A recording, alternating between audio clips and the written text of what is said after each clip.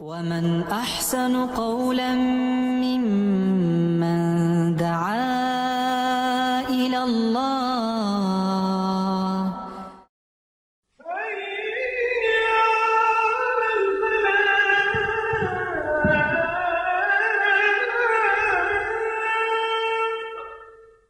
الحمد لله وكفى وسلام على عباده الذين اصطفى خصوصا سيدنا محمد المصطفى صلى الله عليه وسلم وعلى ازواجه وذرياته وصحبه اجمعين اما بعد فاعوذ بالله من الشيطان الرجيم بسم الله الرحمن الرحيم فاذكروني اذكركم واشكروا لي ولا تكفرون یا ایھا الذین آمنوا استعینوا بالصبر والصلاۃ ان اللہ مع الصابرین صدق اللہ العظیم۔ حضرات، میں نے آپ کے سامنے سورہ بقرہ کی دو آیات 152 اور 153 پیش کی ہے۔ ان کا ترجمہ آپ کے سامنے رکھ دیتا ہوں تاکہ ان دو آیات کے اندر جو باتیں ہمارے سامنے آئی ہیں وہ ہمارے ذہنوں میں آ جائیں، پھر انشاءاللہ ہم ان میں سے کچھ باتوں کے اوپر آج گفتگو کریں گے۔ پس تم میرا ذکر کرو، میں تمہارا ذکر کروں گا، میرا شکر ادا کرو اور کفر اختیار نہ کرو، اور اے ایمان والو صبر اور نماز کے ساتھ مدد مانگو، اور اللہ تعالیٰ جو ہے صبر کرنے والوں کے ساتھ ہے۔ رب اشرح لی صدری ویسر لی امری واحلل عقدۃ من لسانی یفقہوا قولی۔ آپ نے دیکھا کہ ان دو آیات کے اندر اللہ تعالیٰ نے 4 باتوں کا حکم دیا۔ پہلی بات یہ کہ اللہ تعالیٰ کا ذکر کیا جائے، اور دوسری بات یہ کہ اللہ تعالیٰ کا شکر ادا کیا جائے، اور تیسری بات یہ کہ صبر اختیار کیا جائے، اور چوتھی بات یہ کہ نماز کو اختیار کیا جائے، اور آخر میں اللہ تعالیٰ نے یہ بات ہمارے سامنے رکھی کہ اللہ تعالیٰ صبر کرنے والوں کے ساتھ ہیں۔ ان 4 باتوں میں سے 2 باتوں کے اوپر ہم اس سے پہلے کسی نہ کسی نشست میں گفتگو کر چکے ہیں، جن میں سے ایک نماز ہے اور ایک ذکر ہے۔ اس کے اوپر کیسٹ بھی موجود ہیں، آپ حضرات اگر دلچسپی رکھتے ہوں تو وہ کیسٹ لے سکتے ہیں۔ آج جن 2 باتوں کے اوپر میں گفتگو کروں گا ان میں سے ایک بات صبر ہے اور دوسری شکر۔ اور ہم اردو میں بھی جب کبھی کوئی بات کہتے ہیں تو ہم صبر اور شکر کو ساتھ میں استعمال کرتے ہیں، تو گویا موضوع ہمارا آج کا ہے صبر اور شکر۔ سب سے پہلی بات یہ سمجھ لیجئے کہ اردو زبان میں صبر کا جو مفہوم ہے وہ قطعاً وہ مفہوم نہیں ہے جو قرآن اور حدیث سے ہمارے سامنے آتا ہے۔ اردو زبان میں صبر کا مفہوم مجبوری کے ہے کہ کوئی چارہ کاری نہیں ہے، لہذا کیا کیا جا سکتا ہے تو ہم یہ کہتے ہیں صبر کرو۔ لیکن قرآن اور حدیث سے جو معنی میں آپ کے سامنے رکھوں گا وہ کچھ مختلف معنی ہیں۔ پہلی بات صبر کے معنی سمجھ لیجئے کہ بند باندھنے کے ہیں، رک جانے کے ہیں، سہارا لینے کے ہیں۔ یہ سارے معنی آپ کو عربی زبان میں، اس کی لغت میں، اس کی ڈکشنری میں ملیں گے۔ قرآن اور احادیث سے جو معنی صبر کے ہمارے سامنے آتے ہیں وہ 7 معنی ہیں جو میں آپ کے سامنے رکھتا ہوں، پھر ہم اس کی تفصیل میں جائیں گے انشاءاللہ۔ پہلے معنی صبر کے ہیں مناسب وقت کا انتظار کرنا۔ ذرا غور کیجئے گا کہ جو بات کہی جا رہی ہے وہ کیا ہے۔ کسی کام کے لیے مناسب وقت کا انتظار کرنا، یہ ایک معنی ہے جو قرآن سے ہمارے سامنے آتا ہے۔ دوسرے معنی جو ہمارے سامنے قرآن سے آتے ہیں وہ سکون اور قرار کا پکڑنا، سکون کا اختیار کرنا، قرار پکڑنا۔ تیسرے معنی جو ہمارے سامنے آتے ہیں وہ یہ کہ اگر مشکلات درپیش ہوں تو ان کا مقابلہ کرنا پامردی کے ساتھ۔ چوتھے معنی جو صبر کے ہمارے سامنے آتے ہیں وہ عفو و درگزر، یعنی معاف کر دینا، بھول جانا، نظر انداز کر دینا۔ 5ویں معنی جو صبر کے ہمارے سامنے آتے ہیں وہ ثابت قدمی دکھانا ہے، ڈٹ جانا، استقامت وقت کا اظہار کرنا۔ چھٹے معنی جو صبر کے ہمارے سامنے آتے ہیں وہ ضبط نفس ہے، یعنی اپنے آپ کو قابو میں رکھنا، اپنے آپ پہ کنٹرول کرنا۔ اور ساتویں معنی جو ہمارے سامنے آتے ہیں وہ یہ ہے کہ ہر حال میں فرائض کی ادائیگی کرنا اور لوگوں کو اس کا حکم دینا۔ تو اب دیکھا آپ نے کہ صبر ان 7 معنوں میں استعمال ہوتا ہے۔ اب میں آپ کے سامنے کچھ قرآن کی آیات اور کچھ احادیث پیش کروں گا کہ جو ان معنوں کی تائید کریں گی۔ پہلی بات جو ہمارے سامنے آئی وہ یہ کہ مناسب وقت کا انتظار کیا جائے، صبر کے یہ معنی۔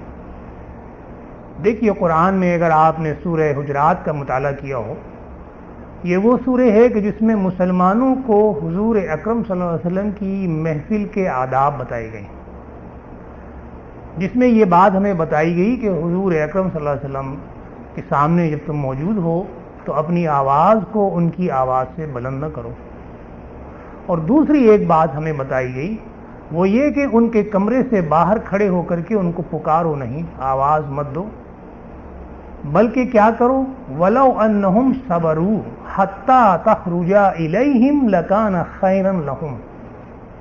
وَلَوْ أَنَّهُمْ اگر وہ صبرو انتظار کرتے وقت کا، حتیٰ کے معنی ہم سب جانتے ہیں، یہاں تک کہ یعنی انتظار کر لیتے وہ یہاں تک کہ تخرج الیہم آپ خود ان کے پاس باہر نکلتے، لکان خیرا لہم اسی میں ان کی خیر تھی۔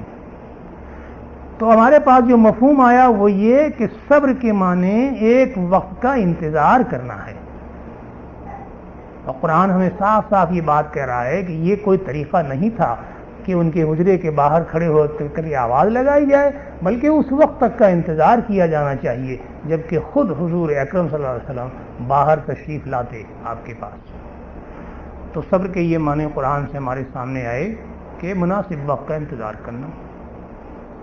یہی معنی ایک دوسری جگہ ہمیں ایک قصے میں ملتے ہیں، اور بڑا اچھا قصہ ہے یہ، اور ہم سب جانتے ہیں۔ حضرت یونس علیہ السلام اپنی قوم کو دعوت دیتے رہے، تبلیغ کرتے رہے، اللہ کے احکامات سناتے رہے، لیکن ان کی قوم نے ان کی بات نہیں سنی، اور چنانچہ وہ گھبرا کر کے اپنی قوم کو چھوڑ کر کے ایک دوسری قوم میں جا بسنے کا انہوں نے ارادہ کیا، اور ان کو نظر آیا کہ وہ سمندر کے پار وہ دوسری بستی ہے، ہم وہاں چلے جاتے ہیں۔ چنانچہ وہ ایک کشتی پر سوار ہو گئے اور چلے، راستے میں کشتی طوفان میں پھنس گئی۔ اب اس زمانے کا جو بھی طریقہ کار رہا ہو، لوگوں نے یہ گفتگو کی کہ اب کشتی کو بچانے کا طریقہ یہی ہے کہ کسی ایک کو سمندر کے اندر پھینک دیا جائے، سمندر کی نظر کر دیا جائے، قربانی دے دی جائے، بھیٹ چڑھا دیا جائے تو کشتی بچ جائے گی۔ سوال یہ کھڑا ہوا کہ کس کو پھینکا جائے؟ چنانچہ قرہ نکالا گیا، اور قرے میں حضرت یونس علیہ السلام کا نام نکلا۔ قرہ بنام من دیوانہ زدن، مجھ دیوانے کے نام لوگوں نے قرہ نکال لیا وہاں پر۔ چنانچہ وہ حضرت یونس علیہ السلام جو اللہ کے پیغمبر ہیں، جو اپنی قوم کو چھوڑ کر کے جا رہے ہیں، ان کو سمندر میں پھینک دیا گیا۔ اب اللہ تعالیٰ اس کی مثال دیتا ہے ہمارے سامنے۔ یہ قصہ لمبا ہے کہ پھر وہ اپنے مچھلی کو حکم دیا اللہ تعالیٰ نے، اور مچھلی نے اس کو نگل لیا، اور نگلنے کے بعد ساحل پر جا کر کے اگل دیا، اور پھر کچھ عرصے آپ وہاں رہے اور آپ نے توبہ اور استغفار کیا، اللہ تعالیٰ نے اس کو قبول کیا۔ لیکن یہاں جو بات ہمارے سامنے آ رہی ہے وہ حضور اکرم صلی اللہ علیہ وسلم کو اللہ تعالیٰ یہ بتا رہا ہے کہ جلدی نہ کرو، وقت کا انتظار کرو، اور ان مچھلی والے صاحب کی طرح سے نہ ہو جاؤ۔ فاصبر ولا تکن کصاحب الحوت، انتظار کرو، اور صاحب الحوت، حوت کے معنی عربی زبان میں مچھلی کے ہیں، مچھلی والے صاحب کی طرح نہ ہو جاؤ، یعنی جلد بازی سے کام نہ لو، وقت آنے دو، وقت کا انتظار کرو۔ حضرت یونس علیہ السلام نے کیا کیا کہ اپنے وقت کا انتظار نہیں کیا، ان کو ہجرت کا حکم نہیں ہوا تھا اور بغیر حکم کے انہوں نے ہجرت کی، اور چنانچہ وہ مچھلی نے ان کو نگلا۔ تو اب قرآن میں ہمیں یہ معنی نکلے کہ صبر کے معنی یہ ہیں کہ اب وقت کا انتظار کیا جائے، جب تک کسی کام کا وقت نہ آ جائے اس وقت تک وہ کام نہ کیا جائے۔ اس کے بارے میں آپ کے سامنے ایک واقعہ بھی رکھتا ہوں۔ حضرت خباب بن عرط ان لوگوں میں سے ہیں کہ جن کے اوپر بڑے مظالم کیے مشرکین مکہ نے. حضرت بلال رضی اللہ تعالی عنہ اور حضرت خباب بن عرط یہ غلاموں میں سے تھے اور ان کے پر بڑے شدید قسم کے مظالم توڑے گئے. ایک دفعہ حضرت خباب بن عرط حرم میں داخل ہوئے اور دیکھا کہ حضور اکرم صلی اللہ علیہ وسلم سے تکیہ لگائے بیٹھے ہوئے. آپ ان کے پاس پہنچے اور کہنے لگے کہ یا رسول اللہ اب تو ظلم برداشت نہیں ہوتا, آپ دعا کیجئے اللہ تعالیٰ سے کہ ہماری مدد کریں. یہ سننا تھا کہ حضور اکرم صلی اللہ علیہ وسلم سیدھے ہو کر کے بیٹھ گئے اور کہنے لگے کہ پچھلی قومیں ایسی گزری ہیں کہ جن کا اس طرح امتحان لیا گیا کہ ان کے اوپر آرے چلائے گئے, ان کے گوشت کے اندر لوہے کی کنگھیاں کی گئیں, ان کو آگ سے بھرے ہوئے گڑھے کے اندر ڈالا گیا, لیکن انہوں نے صبر کیا. وَلَكِنَّكُمْ تَسْتَعْجِلُونَ, واللہ خدا کی قسم ہے کہ تم لوگ جلدی کرتے ہو. اور میں دیکھ رہا ہوں کہ وہ وقت آنے والا ہے کہ جب صنعا سے ایک سوار چلے گا, حضرموت کی طرف جائے گا اور راستے میں اسے سوائے اللہ کے یا اپنے ریوڑ کے لیے بھیڑیے کے خوف کے اور کوئی خوف نہیں ہوگا.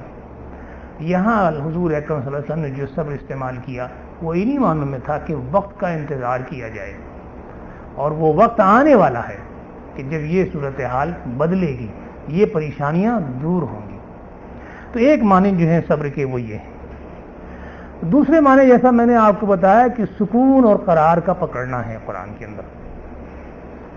آپ دیکھیے کہ سکون اور قرار کیا چیز ہے.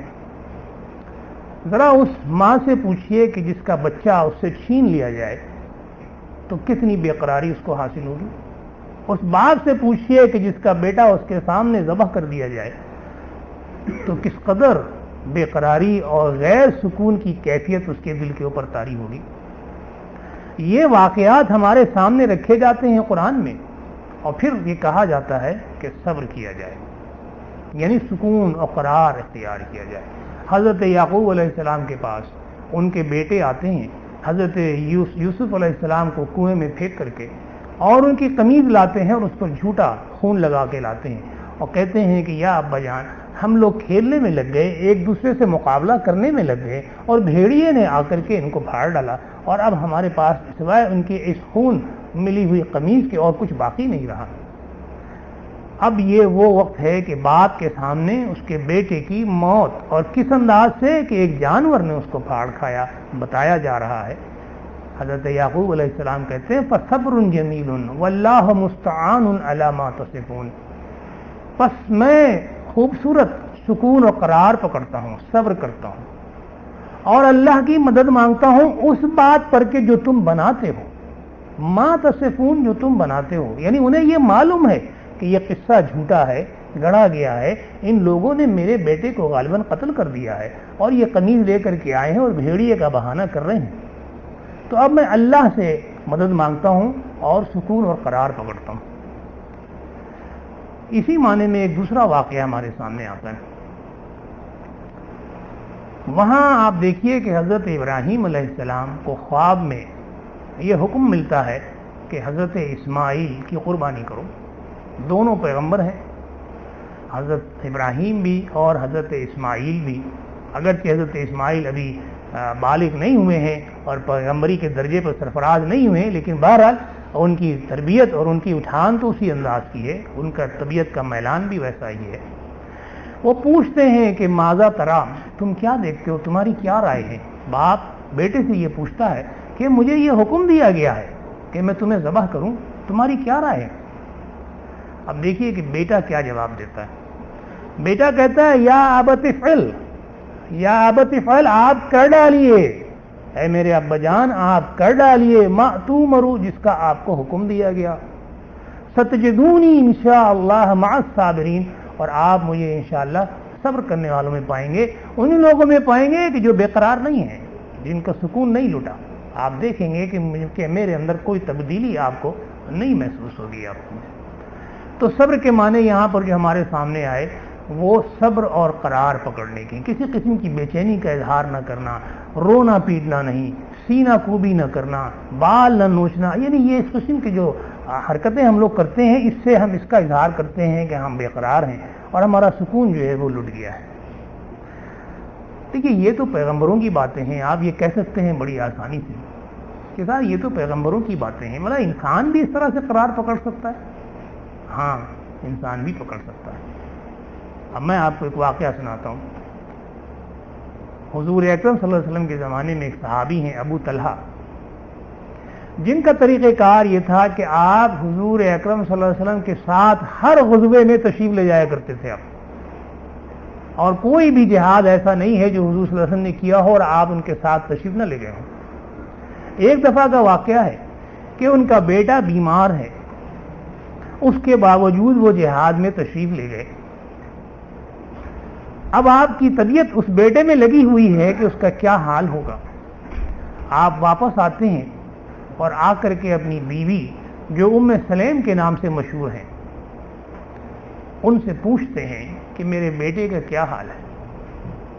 تو آپ نے جواب دیا کہ تمہارا بیٹا پہلے سے زیادہ سکون کی حالت میں ہے۔ پھر آپ کھانا تیار کرتی ہیں، اپنے شوہر کو کھانا کھلاتی ہیں، پھر آپ بناؤ سنگھار کرتی ہیں اور رات اپنے شوہر کے ساتھ گزارتی ہیں۔ بخاری کی روایت یہ ہے کہ صبح اٹھتی ہیں تو پھر باپ کو خیال آتا ہے، وہ پوچھتے ہیں کہ میرے بیٹے کا کیا حال ہے، تو ماں یہ کہتی ہیں کہ تمہارے بیٹے کا انتقال رات کو ہو گیا، اب جاؤ تم اس کو دفن کرو۔ ذرا دیکھیے سکون و قرار پکڑنے کا یہ مظاہرہ ایک ماں کر رہی ہے، اور اسی کی تربیت اور اسی کی تعلیم ہمیں دی جاتی ہے۔ اس ماں نے چیخنا چلانے کا اظہار نہیں کیا، اپنے کپڑے نہیں پھاڑے، اپنے بال نہیں نوچے، بلکہ جس سکون اور جس قرار کے ساتھ شوہر کے حقوق ادا کیے انہوں نے، اور جس صبر کا مظاہرہ ہمارے سامنے کیا، وہ ایک نمونہ ہے ہمارے لیے۔ اور مسلم میں تو یہ روایت تھوڑی سی اور آگے بڑھتی ہے۔ مسلم میں یہ روایت ہے کہ آپ نے پوچھا اپنے شوہر سے کہ اگر کوئی شخص ہم کو کوئی چیز ادھار دے اور واپس مانگے تو کیا ہمیں وہ واپس نہیں کرنا چاہیے؟ شوہر نے کہا قطعاً واپس کرنا چاہیے، یہ تو چیز اس کی ہے، اس کو دے دی جانی چاہیے۔ تو اب آپ کی بیگم نے فرمایا کہ اللہ نے ہمیں ایک بیٹا دیا تھا اور وہ اللہ نے ہم سے واپس لے لیا ہے، اور اب جاؤ اور تم اس کو دفن کرو۔ جان دی ہوئی اسی کی تھی، اور حق تو یہ ہے کہ حق ادا نہ ہوا، لیکن صبر اور قرار کا جو یہ مظاہرہ ہمارے سامنے آیا ہے، دنیا کی کوئی تاریخ اور تہذیب یہ مظاہرہ ہمیں نہیں دکھا سکتی۔ تیسرے معنی دیکھیے جس میں صبر ہمارے سامنے آتا ہے قرآن اور حدیث میں، وہ ہے مشکلات کا مقابلہ کرنا۔ انسان پر مشکلات پڑتی ہیں، مصیبتیں آتی ہیں، پریشانیاں آتی ہیں، ان کا پامردی کے ساتھ مقابلہ کیا جائے۔ حضور صلی اللہ علیہ وسلم کو جب اللہ تعالیٰ مخاطب کرتا ہے سورہ مدثر میں کہ یا ایھا المدثر قم فانذر، آپ کھڑے ہو جائیں، اے اوڑھ لپیٹ کر کے لیٹنے والے آپ کھڑے ہو جائیے اور جائیے لوگوں کو آگاہ کیجیے، دعوت دین دیجیے، اللہ کی طرف بلائیے۔ تو وہاں آگے چل کر کے اللہ تعالیٰ یہ بھی کہتا ہے کہ وَلِرَبِّكَ فَاصْبِرْ، اور اپنے رب کی خاطر صبر کرو۔ یہ کس چیز کے لیے تلقین ہو رہی ہے؟ کیا ان کے اوپر کوئی مصیبت ٹوٹ پڑی ہے؟ کیا کسی کا قتل ہو گیا ہے نعوذ باللہ؟ کیا ان کی کوئی چیز چوری ہو گئی ہے؟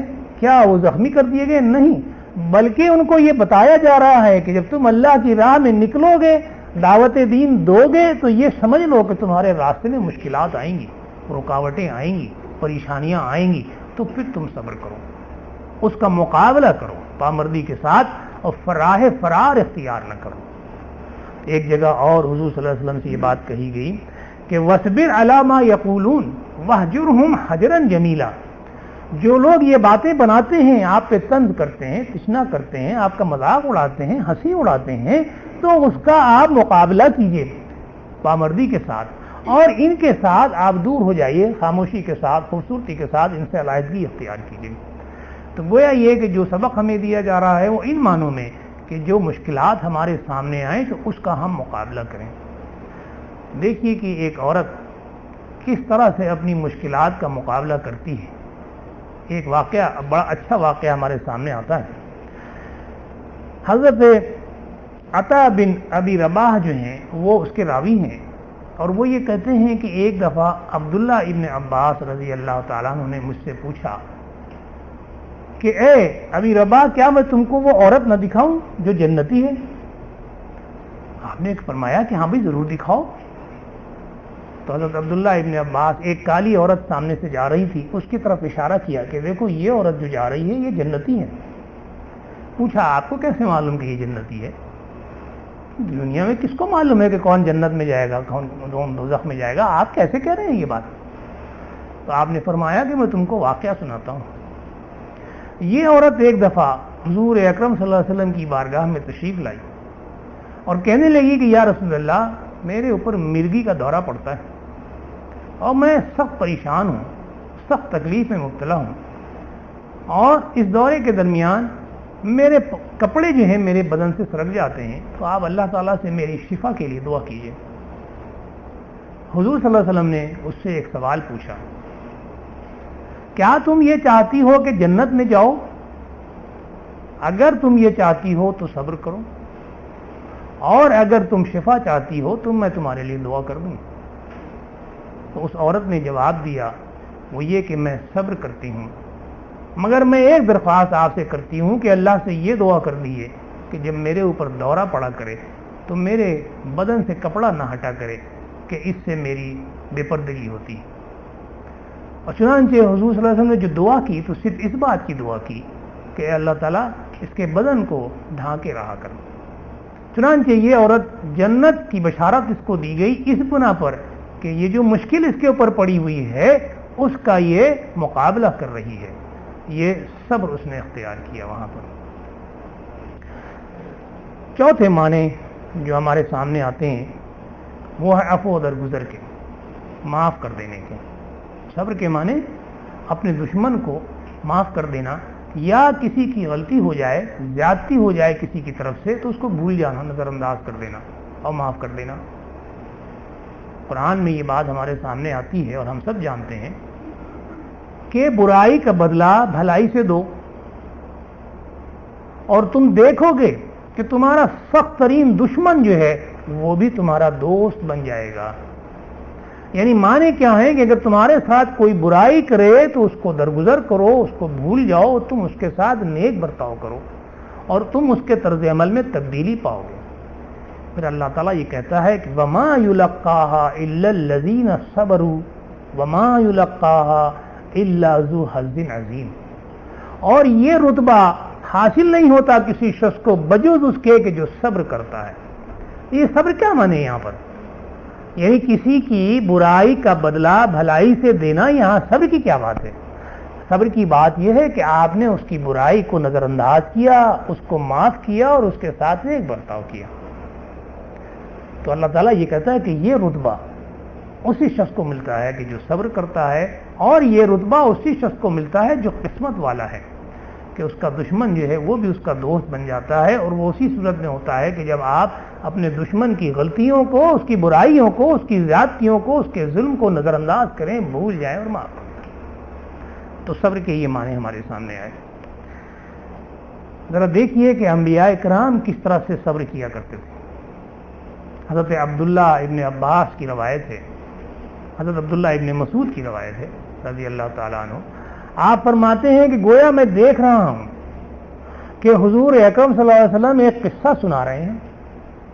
وہ قصہ کیا ہے کہ نبیوں میں سے ایک نبی کو اس کی قوم کے لوگوں نے اتنا مارا کہ ان کا خون بہنے لگ گیا, اور وہ نبی اپنے منہ سے خون پوچھتے جا رہے ہیں اور کہتے جا رہے ہیں کہ اللہم اغفر لقومی انہم لا یعلمون. اے میرے رب میری قوم کی مغفرت فرما, ان کو معاف فرما کہ یہ لوگ جانتے نہیں ہیں. تو یہ عفو درگزر کا مظاہرہ ہمارے سامنے ہو رہا ہے کہ خون بہ رہا ہے, مار کھا رہے ہیں اور خون پوچھتے جا رہے ہیں, لیکن زبان سے اپنی قوم کی مغفرت کی دعا ہو رہی ہے. ایک واقعہ حضرت عمر کا بھی ہمارے سامنے آتا ہے. ایک عربی ہے جو اپنے بھتیجے سے یہ کہتے ہیں, ان کا بھتیجا جو ہے وہ قاری قرآن ہے, اور حضرت عمر کی محفل میں ان نشستوں میں اٹھتا بیٹھتا. حضرت عمر کا تو دستور یہ تھا کہ صاحب علم لوگوں کو اپنے یہاں جگہ دیا کرتے تھے آپ, اور اپنے قریب جگہ دیا کرتے تھے, ان کی عزت اور اکرام کیا کرتے تھے. چنانچہ وہ بھتیجا حضرت عمر کے محفلوں میں آتا جاتا رہتا. وہ عربی اپنے بھتیجے سے کہتے ہیں کہ تم امیر المومنین کی محفل میں آتے جاتے ہو، تم ان سے میرے لیے بھی اجازت مانگو کہ وہ مجھے حاضری کی اجازت دیں۔ چنانچہ اس نے اجازت لے لی اور وہ بدو صاحب بھی وہاں پہنچے، اور جب وہاں پہنچے تو جس گستاخانہ انداز سے انہوں نے اپنی بات شروع کی وہ میں آپ کے سامنے رکھتا ہوں۔ کہنے لگے کہ اے ابن الخطاب، یہ عربوں کا دستور ہے کہ جب وہ آپ کے ساتھ دشمنی کا مظاہرہ کریں اور لڑائی جھگڑے کا مظاہرہ کریں تو آپ کا نام نہیں لیں گے، بلکہ آپ کے خاندان یا آپ کی کنیت یا آپ کے باپ سے آپ کو مخاطب کریں۔ کہنے لگے یا ابن الخطاب، تم مجھے ڈھیر سا مال نہیں دیتے اور تم عدل کا اور انصاف کا حکم نہیں کرتے، تمہارا یہ طریقہ صحیح نہیں۔ حضرت عمر کو غصہ آیا، انہوں نے کوڑا اٹھایا۔ حضرت عمر کے بارے میں آپ جانتے ہیں کہ وہ تو بڑے عادل حکمراں تھے، یعنی ان کے بارے میں یہ دعویٰ کرنا کسی کا یا یہ الزام لگانا سراسر ایک جھوٹا الزام تھا۔ چنانچہ وہ اپنا کوڑا اٹھایا انہوں نے۔ جب انہوں نے کوڑا اٹھایا تو اس بھتیجے نے محسوس کیا کہ اب میرے چچا کی پٹائی ہونے والی ہے۔ چنانچہ وہ کہتا ہے، قرآن کی ایک آیت پڑھتا ہے فوراً کہ خذ العفو وامر بالعرف وعرض عن الجاہلین، درگزر کرو اور اچھی بات کا انہیں حکم دو، اور یہ جاہل ہیں ان سے درگزر کرو۔ چنانچہ حضرت عمر نے اسی وقت کوڑا وہاں پہ رکھ دیا اور اس کو معاف کر دیا۔ تو کہنے کا مقصد یہ کہ یہ بھی ایک صبر کا مظاہرہ ہے کہ ان کی توہین کی گئی پورے مجمع میں، ان پہ ایک بہتان باندھا گیا جو بالکل غلط، اور اس کے باوجود انہوں نے اس شخص کو معاف کر دیا اور اس سے اپنا بدلہ نہیں لیا۔ اب دیکھیے کہ پانچویں معنی جو ہمارے سامنے آتے ہیں وہ ہے ثابت قدمی کے معنی میں، یعنی صبر کے معنی ثابت قدمی یا استقامت کا اظہار ہے۔ قرآن سے کئی جگہ پہ ہمیں یہ بات ملتی ہے، ایک جگہ میں آپ کے سامنے رکھوں گا اور ایک حدیث بھی سامنے رکھ دوں گا۔ فرمایا کہ والصابرین فی البأساء والضراء وحین الباس، پریشانیوں میں، تنگیوں میں، نقصانات میں اور جنگ کے موقع پر یہ لوگ صبر کرتے ہیں۔ جنگ کے موقع پر صبر کے معنی کیا ہیں کہ ثابت قدمی دکھاتے ہیں۔ پریشانیوں میں صبر کے معنی کیا ہے کہ ثابت قدمی دکھاتے ہیں، اول فول نہیں بکنا شروع کرتے، سیدھا راستہ نہیں چھوڑتے، اللہ کے اوپر تانا اور تشنا نہیں کرتے کہ اللہ بھول گیا ہے، اللہ ہماری طرف نہیں دیکھ رہا ہے، اللہ بے انصاف ہے۔ آپ دیکھتے ہیں مسلمانوں میں بہت سے ایسے پریشان حال لوگ اس قسم کی باتیں کرتے ہیں۔ تو یہاں قرآن یہ بتا رہا ہے کہ یہ لوگ ثابت قدمی کا مظاہرہ کرتے ہیں، اور اسی معنی میں ایک حدیث بھی ہمارے سامنے آتی ہے۔ حضور صلی اللہ علیہ وسلم ایک دفعہ مدینہ منورہ میں صحابہ کرام کے ساتھ بیٹھے ہیں، اور صحابہ کرام یہ کہتے ہیں کہ یا رسول اللہ، یہ جو ہم نے خبر سنی ہے کہ دشمن ہمارے اوپر حملہ کرنے والا ہے، تو ہم تو صبح سے شام تک اسی انتظار میں بیٹھے رہ گئے، کوئی کام نہیں کر سکے۔ تو آپ کھڑے ہوئے اور آپ نے خطبہ دیا۔ آپ نے فرمایا کہ لوگوں، دشمن سے لڑائی کی تمنا نہ کیا کرو، دشمن سے لڑائی کی تمنا نہ کیا کرو اور اللہ سے عافیت مانگا کرو، لیکن اگر مٹبھیڑ ہو جائے تو صبر اختیار کرو۔ اذا لقیتموہم فاصبروا وعالموا ان الجنت فی ظلال السیوف، اور جان لو کہ جنت جو ہے وہ تلواروں کے سائے میں ہے۔ یہاں صبر کے معنی کیا ہوئے؟ یہاں صبر کے معنی مجبوری کے نہیں ہیں، یہاں صبر کے معنی یہ ہیں کہ جب تمہاری ان سے مٹبھیڑ ہو جائے، لڑائی ہو جائے، تو پھر ثابت قدمی دکھاؤ، اپنے تلوار کے جوہر دکھاؤ، لڑو، بہادری کے ساتھ لڑو، اور یہ بات سمجھ کر کے لڑو کہ اسی تلوار کے سائے میں تم جنت میں پہنچو گے۔ رائے فرار اختیار کرو گے تو پھر جنت میں نہیں پہنچ سکتے، تلوار اگر تم نے پھینک دی تو پھر جنت تمہاری نہیں ہے۔ تو صبر کے معنی جو ہمارے سامنے دوسرے آئے وہ یہ کہ ثابت قدمی کا مظاہرہ کیا جائے۔ چھٹے معنی جو صبر کے ہمارے سامنے آتے ہیں وہ ہے ضبط نفس کے، انسان اپنے اوپر قابو پالے۔ آپ ذرا غور کیجئے، ایک حدیث میں آپ کے سامنے رکھتا ہوں۔ حضور صلی اللہ علیہ وسلم کا طریقہ کار یہ تھا کہ جب اپنے صحابہ کرام کو کسی خاص نقطے کی طرف متوجہ کرنا ہوتا تھا تو خود سوال پوچھتے تھے آپ، تاکہ لوگ متوجہ ہو جائیں، اور کریں کہ بات کیا کہی جا رہی ہے، اور ان کا ذہن حاضر ہو، اور جو بات کہی جائے وہ ان کے ذہن کو اتر جائے۔ چنانچہ آپ نے پوچھا کہ لوگوں، پہلوان کسے کہتے ہیں؟ کسی نے کہا تھا وہ جو دوڑ پھیلتا ہو، ٹھک بیٹھک کرتا ہو، کسی نے کہا تھا وہ کہ جو دوسروں کو شکست دے دے. تو آپ نے فرمایا کہ نہیں، پہلوان وہ ہے کہ جسے وہ غصہ آئے اور صبر کرے. یعنی کیا مقصد ہوا اس کا؟ کہ اپنے غصے کو پی جائے، اپنے نفس کے اوپر اسے کنٹرول ہو مکمل طور پر. یہ نہ ہو کہ ہر ایرے غیرہ آیا، جو باتیں کی اس نے، ذرا سی کوئی بات سنی، غصہ آیا اور اپنے غصے سے جو منطق ہے اور لاجک ہے اور تہذیب اور اخلاق ہے وہ چھوڑ کر کے آدمی اور اس نے بھی وہی حرکت کرنی شروع کر دی جو دوسرے نے کیا. تو پتہ ہی چلا کہ صبر کے معنی اپنے اوپر قابو پانے کے بھی ہیں، اپنے نفس کے اوپر، اپنے حواس کے اوپر قابو پانا، یہ بھی صبر ہے. اور صبر کے آخر معنی کہ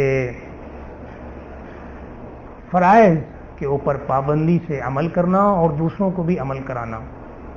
چنانچہ اللہ تعالیٰ قرآن میں یہ کہتا ہے کہ وَامُرْ أَهْلَكَ بِالصَّلَاةِ وَاصْطَبِرْ عَلَيْهَا، اپنے اہل و عیال کو نماز کا حکم کرو اور اس پر جم جاؤ، صبر کرو، اس پر ڈٹ جاؤ. یعنی یہ تمہارا فرض ہے، جو کام تمہیں کرنا ہے یہ ہر صورتحال کے تحت. اور تمہارے دل میں بیوی کی طرف سے نرمی یا اولاد کی طرف سے محبت نہیں پیدا ہونی چاہیے فرائض کے معاملے میں. چنانچہ حضرت عمر رضی اللہ تعالیٰ عنہ کا واقعہ ہمارے سامنے آتا ہے کہ آپ فجر کی نماز میں اپنی بیوی صلاۃ واصطبر علیہا، اپنے بیوی بچوں کو نماز کا حکم کرو اور پابندی کے ساتھ یہ حکم کرو. واصطبر کے معنی اس پہ استمرار اختیار کرو، ڈٹ جاؤ اس کے اوپر. تو ایک صبر کے معنی یہ بھی ہے کہ جو فرض ہمیں ادا کرنا ہے اللہ اور رسول کی طرف سے، خواہ کوئی بھی صورتحال ہو، معاملہ بیوی بچوں کا ہو یا معاملہ خطرے کا ہو یا روزی کا ہو یا رزق کا ہو، اس کو ہمیں پورا کرنا ہے اور اس پر ڈٹے رہنا ہے. یہاں تک جو باتیں میں نے آپ کے سامنے رکھی وہ صبر سے متعلق باتیں تھیں.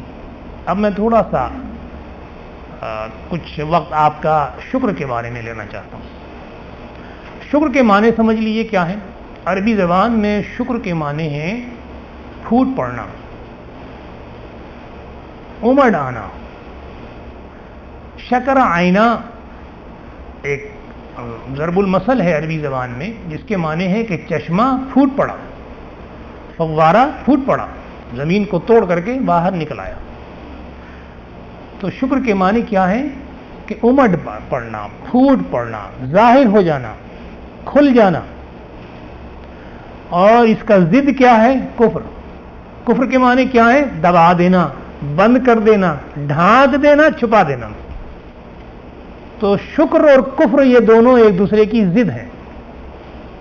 چنانچہ اسی لیے اللہ تعالیٰ کہتا ہے کہ وَاشْكُرُوا لِي، تم میرا شکر ادا کرو، وَلَا تَكْفُرُونَ، اور اس کو ڈھانکو نہیں، اس کو چھپاؤ نہیں، کفر نہ کرو، ورنہ کوئی معنی نہیں ہے. یعنی کفر کا اس شکر سے کیا تعلق ہے؟ معنی یہ ہوئے کہ شکر کے معنی اظہار کرو، بتاؤ میرے جو احسانات ہیں تمہارے اوپر، میری جو نعمتیں ہیں، میرا جو فضل ہے تمہارے اوپر، اس کا اظہار ہونا چاہیے. اور اس طرح سے ہونا چاہیے کہ دیکھنے والا سمجھ لے کہ تم اللہ تعالیٰ کا شکر گزار ہو، اور اس کو چھپاؤ نہیں.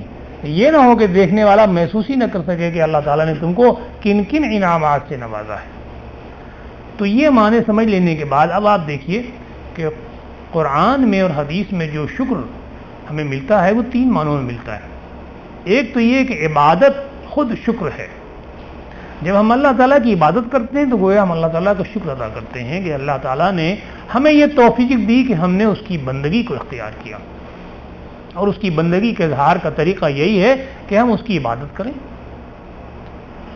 دوسرے معنی شکر کے جو ہیں وہ یہ ہے کہ اللہ تعالیٰ کی نعمتوں کا تذکرہ کیا جائے، ذکر کیا جائے، اس سے مدد مانگی جائے. چنانچہ ذکر جو ہے یہ بھی شکر ہے. حمد کرنا اللہ تعالیٰ کی، اسی کو ذکر کہتے ہیں، اور حمد کے معنی شکر کے بھی ہیں. چنانچہ ہمیں جو حکم دیا گیا ہے، تلقین کی گئی ہے کہ ایک مسلمان کا طریقہ کار یہ ہے کہ جب بھی وہ کوئی کام کرتا ہے، کوئی قدم اٹھاتا ہے تو اللہ تعالیٰ کا شکر ادا کرتا ہے، یعنی اللہ تعالیٰ کا ذکر کرتا ہے. کوئی بھی کام کریں آپ، گاڑی پہ آپ بیٹھیں، گاڑی چلائیں تو دعا مانگیں، آپ کھانا کھائیں تو کھانے کے بعد دعا مانگیں، کھانے سے پہلے بسم اللہ پڑھیں، آپ مسجد میں داخل ہوں تو دعا مانگیں, مسجد سے باہر نکلیں تو دعا مانگیں. یہی تو اللہ کا ذکر ہے, اور کیا ہے. قدم قدم کے اوپر جب ہم اللہ کا ذکر کرتے ہیں, اللہ سے دعا مانگتے ہیں, تو ہم اللہ کا شکر ادا کرتے ہیں. تو ذکر جو ہے وہ خود شکر ہے اللہ تعالیٰ کا, اور اسی لیے لفظ حمد بھی استعمال کیا جاتا ہے شکر کے معنوں میں, تعریف کے معنوں میں بھی اور شکر کے معنوں میں بھی. ایک حدیث ہمارے سامنے آتی ہے کہ اللہ تعالیٰ اس شخص سے راضی ہوا کہ جب اس نے رزق کھایا تو اللہ کا شکر ادا کیا, اور جب اس نے پانی پیا تو اللہ کا شکر ادا کیا. اب ذرا غور کیجیے کتنا بڑا انعام ہے یہ. ہمیں اور کیا چاہیے؟ ایک مسلمان کی زندگی کا مقصد کیا ہے؟ اللہ تعالیٰ کی رضا. اللہ تعالیٰ ہمارے ساتھ راضی ہو جائے تو ہماری بخشائش ہے آخرت کے دن. اور اس رضا کے حصول کا طریقہ بہت آسان ہے کہ جو رزق بھی اس نے ہم کو دیا ہے اس کو جب ہم استعمال کریں تو اللہ کا شکر ادا کریں. کھانا ہو, پینا ہو, کپڑا ہو, آنا ہو, جانا ہو, اٹھنا ہو, بیٹھنا ہو, جو کچھ بھی اللہ تعالیٰ نے ہمیں دیا ہے ہم ہر وقت اس کا شکر ادا کرتے رہیں, یعنی اس کا ذکر کرتے رہیں. تو ذکر ہی جو ہے وہ شکر ہے. تیسرے معنی شکر کے یہ ہیں کہ آپ کے ساتھ جیسا کیا جائے اسی انداز میں یا اس سے بہتر انداز میں اس کا بدلہ ادا کریں آپ, وہ شکر ہے. قرآن میں اللہ تعالیٰ نے کہا کہ حل جزاء الاحسان الا الاحسان, کیا احسان کی جزا احسان کے علاوہ بھی کچھ اور ہو سکتا ہے؟ یہ شکر کے صاحب کسی نے ہمارے ساتھ کوئی کام کر دیا, ہم نے کہا جی بہت بہت شکریہ آپ کا, یہ کوئی شکر نہیں ہے. یہ تو آپ نے الفاظ ادا کر دی ہے, اپنی زبان ہلا دی ہے. جیسا میں نے آپ کو بتایا شکر کے معنی تو یہ ہیں کہ چیز پھٹی پڑ رہی ہو آپ کے جسم سے, آپ کے عمل سے, آپ کی گفتگو سے, اس کا اظہار دیکھنے والے کو ہو رہا ہو کہ آپ حقیقتاً احسان مند ہیں کسی کے. اور یہ صرف زبان ہلانے سے نہیں ہوتا. یہاں آنکھ سے آنسو آتے ہیں, کیسے آتے ہیں؟ امڑنا جسے کہتے ہیں نا, آنسو امڑے چلے آتے ہیں. آپ لاکھ کچھ کہیں, اگر آپ کے اوپر غم کی کیفیت طاری ہو جائے تو آپ اپنے آنسو کو روک نہیں پاتے, اور دیکھنے والا محسوس کر لیتا ہے کہ یہ شخص غمگین ہے. شکر کا بھی یہی معنی ہے کہ آپ اس انداز سے اس کی جزا دیں, اس کا اجر دیں, اس کا اظہار کریں کہ دوسرا دیکھنے والا یہ محسوس کرے کہ آپ اس کے شکر گزار ہیں. چنانچہ حل جزاء الاحسان الا الاحسان, کیا احسان کی جزا احسان کے علاوہ بھی کچھ ہے؟ سوال یہ پیدا ہوا کہ بندے کیا, اگر بندہ احسان کرتا ہے ہمارے ساتھ تو ہم بھی اس کے ساتھ احسان کر کے اس کا شکر ادا کر سکتے ہیں, لیکن اللہ تعالیٰ اگر احسان کرے ہمارے اوپر, جو کر رہا ہے مستقل وہ, تو ہم اللہ پہ کیسے احسان کر سکتے ہیں؟ تو ہم اللہ کا شکر کیسے ادا کریں؟ اللہ کے احسان ہم ادا نہیں کر سکتے. حضرت شیخ سعدی نے اپنے گلستان میں بہت اچھی بات ہمارے سامنے رکھی. کسی شخص نے پوچھا کہ شیخ صاحب یہ بتائیے کہ ہم اللہ کا شکر کس طرح ادا کریں کہ جو انعامات اس نے ہم کو دیے وہ پورے ہو جائیں. شکر کہنے لگے تم تو کبھی بھی ادا نہیں کر سکتے. پوچھا وہ کیسے؟ کہنے لگے صرف اپنی سانس کو دیکھو, جب تم ایک سانس لیتے ہو تو اس میں دو عمل ہوتا ہے. کیا عمل ہوتا ہے؟ کہ تم اچھی سانس کو اندر لیتے ہو اور بری ہوا جو تمہارے اندر ہے اس کو باہر نکالتے ہو. اب وہ سائنٹسٹ نہیں تھے, لیکن بات فلسفے کی اور بڑی صحیح بات ہے. ہم جب سانس لیتے ہیں تو دو عمل کرتے ہیں, آکسیجن کو انہیل کرتے ہیں اور کاربن ڈائی آکسائڈ وغیرہ کو ایکسہیل کرتے ہیں. دو عمل ہے. دونوں میں سے ایک عمل بھی اگر رک جائے تو آپ کی زندگی خطرے میں پڑ سکتی ہے. آپ کو اگر آکسیجن نہ ملے, صرف کاربن ڈائی آکسائڈ باڈی سے باہر نکلتی رہے تو آپ زندہ رہ سکتے ہیں؟ آپ نہیں رہ سکتے. آپ کو آکسیجن ملتی رہے مستقل, لیکن کاربن ڈائی آکسائڈ آپ کے جسم سے باہر نہ نکلے تو آپ زندہ رہ سکتے ہیں؟ آپ نہیں رہ سکتے. آپ کا بدن سڑنے لگ جائے گا اور بہت جلدی آپ کا خاتمہ ہو جائے گا. تو دو عمل بیک وقت ایک سانس میں ہو رہا ہے. شیخ سعدی نے فرمایا کہ اے شخص, اگر تو ہر سانس میں اللہ کا شکر ہے, اللہ کا شکر ہے, اللہ کا شکر ہے کرتا رہے, باقی چیزوں کو تو چھوڑ دے کہ جو انعام و اکرام اس نے دیا ہے, تو بھی تو صرف آدھا ہی شکر ادا کر سکتا ہے, پورا نہیں ادا کر سکتا. لیکن بات یہ ہے کہ اللہ تعالیٰ نے ہم کو طریقہ بتایا ہے اللہ کا شکر ادا کرنے کا. ایک تو ذکر ہے جو میں نے آپ کے سامنے رکھا, ایک عبادت ہے جو میں نے آپ کے سامنے رکھا, ایک اور تیسرا طریقہ ہے, وہ ہے اللہ کے مخلوق کے ساتھ احسان کرنا. اللہ تعالیٰ, ایک حدیث ہمارے سامنے آتی ہے کہ اللہ تعالیٰ اپنے ایک بندے سے پوچھے گا کہ اے شخص, میں بھوکا تھا, تو نے مجھے کھانا نہیں کھلایا. وہ کہے گا کہ اے پروردگار تو تو رازق ہے، میں تجھے کیسے کھانا کھلاتا؟ تو اللہ تعالیٰ یہ کہے گا کہ فلاں شخص تیرے پاس آیا تھا، اس نے تجھ سے کھانا مانگا تھا، اپنی بھوک کا اظہار کیا تھا، تو نے اسے کھانا نہیں کھلایا، اگر تو اسے کھانا کھلاتا تو آج اس کو میرے پاس موجود پاتا۔ پھر اللہ تعالیٰ پوچھے گا ایک شخص سے کہ اے شخص میں بیمار تھا، تو نے میری تیمارداری نہیں کی؟ کہے گا اے پروردگار بھلا تو کیسے بیمار ہو سکتا ہے، تو تو لوگوں کو شفا دیتا ہے۔ تو اللہ تعالیٰ کہے گا کیا تجھے یاد نہیں کہ تیرا فلاں دوست اور جاننے والا شخص بیمار تھا اور تو اس کے پاس تیمارداری کے لیے نہیں گیا؟ اگر تو تیمارداری کے لیے اس کے پاس جاتا تو مجھے وہاں موجود پاتا۔ پھر ایک شخص سے اللہ تعالیٰ پوچھے گا کہ اے شخص میں پیاسا تھا، تو نے مجھے پانی نہیں پلایا؟ تو کہے گا اے پروردگار میں تجھے کیسے پانی پلاتا، تو مجھے پلاتا ہے پانی؟ تو کہے گا فلاں شخص نے تجھ سے پانی مانگا اور تو نے اس کو دھتکار دیا، اور اگر تو وہ پانی پلاتا تو آج اسے یہاں موجود پاتا۔ کیا معنی ہیں اس حدیث کے؟ اس حدیث کے معنی یہ ہیں کہ مخلوق خدا کے ساتھ جو احسانات کریں گے آپ، جو سلوک کریں گے، جو حقوق ادا کریں گے، وہ حقیقتاً وہی کام آپ کر رہے ہیں کہ جو اللہ آپ کے ساتھ کر رہا ہے، اور اللہ کے احسان کا بدلہ اتارنے کی آپ کوشش کر رہے ہیں، اور اللہ تعالیٰ اس کو قبول کر رہا ہے، اور یہی طریقہ اس نے ہمارے سامنے رکھا۔ دوسری بات یہ کہ اگر ہم بندوں کے شکر ادا نہ کریں تو پھر اللہ تعالیٰ بھی شکر کو قبول نہیں کرتا۔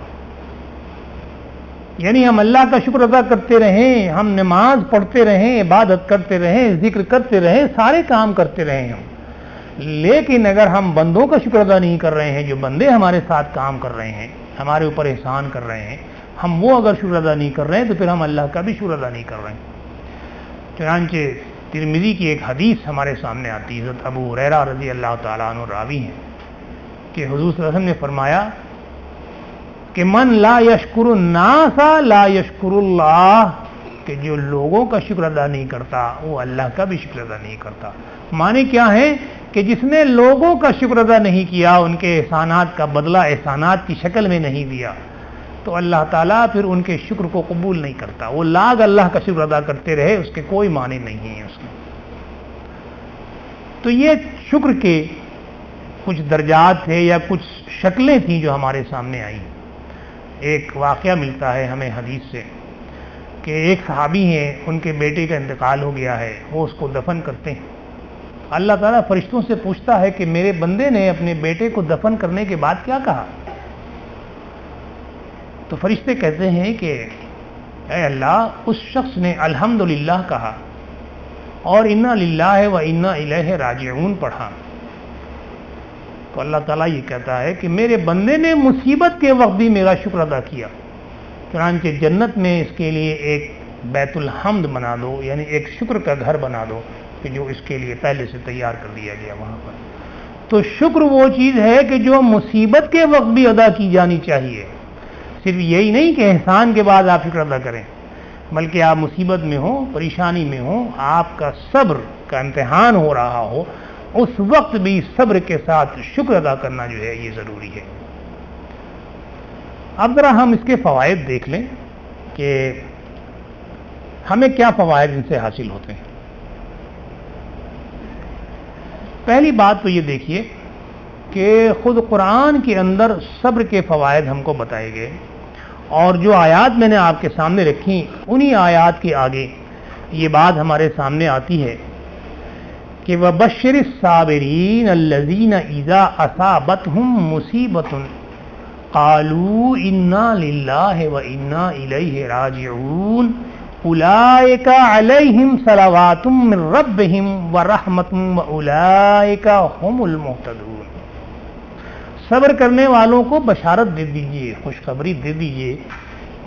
کون لوگ ہیں یہ؟ الذین، وہ لوگ، اذا اصابتہم مصیبت، کہ جب ان پر مصیبت پڑتی ہے، جب ان پر مصیبت پہنچتی ہے تو قالوا، تو وہ یہ کہتے ہیں انا للہ و انا الیہ راجعون، ہم اللہ ہی کے لیے ہیں اور اللہ ہی کی طرف ہم کو پلٹ کر کے جانا ہے۔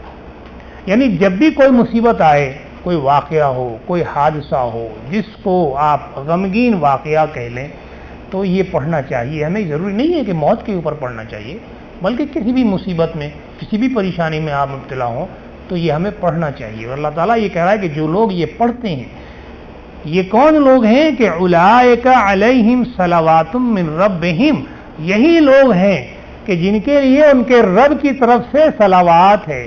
صلوات جمع ہے صلات، اور صلات کے معنی ہے درود اردو زبان میں.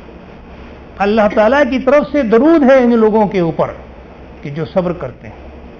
یہ کتنا بڑا فائدہ ہے ایک جو انسان کو حاصل ہو رہا ہے صبر کا، اور رحمت ہے اللہ تعالیٰ کی. اللہ تعالیٰ کی رحمت کے سائے میں یہ لوگ آ جاتے ہیں. وَأُولَئِكَ هُمُ الْمُهْتَدُونَ، اور یہی لوگ ہدایت یافتہ لوگ ہیں، راستہ پانے والے لوگ یہی ہیں. تو پتہ یہ چلا کہ صبر کرنے سے جو ہمیں فائدہ حاصل ہوا وہ 3 فائدہ یہاں پر اللہ تعالیٰ نے بتا دیا. ایک تو اللہ تعالیٰ ہمارے اوپر درود بھیجتا ہے، یعنی گویا ہماری سلامتی کی دعا اللہ تعالیٰ کر رہا ہے، تو اس کے معنی یہ ہے کہ ہماری سلامتی ہے. اللہ کی دعا کے معنی تو یہ ہے کہ اللہ کا فیصلہ ہے وہ. پھر اللہ کی رحمت ہے ہمارے اوپر، پھر ہم سیدھے راستے کے اوپر ہیں. اور پھر جو چیز ہمارے سامنے حدیث سے آتی ذرا وہ بھی غور کیجیے. حدیث میں یہ ہے کہ ایک فرشتہ قیامت کے دن کھڑا ہوگا اور پکار کر کے کہے گا کہ صبر کرنے والوں کہاں ہو، کھڑے ہو جاؤ اور بے حساب جنت کے اندر داخل ہو جاؤ. یعنی تمہارا کوئی حساب نہیں ہے، آج تم نے صبر کیا دنیا میں، یہی بس تمہارا حساب کتاب ہے، آؤ اور جنت میں داخل ہو جاؤ.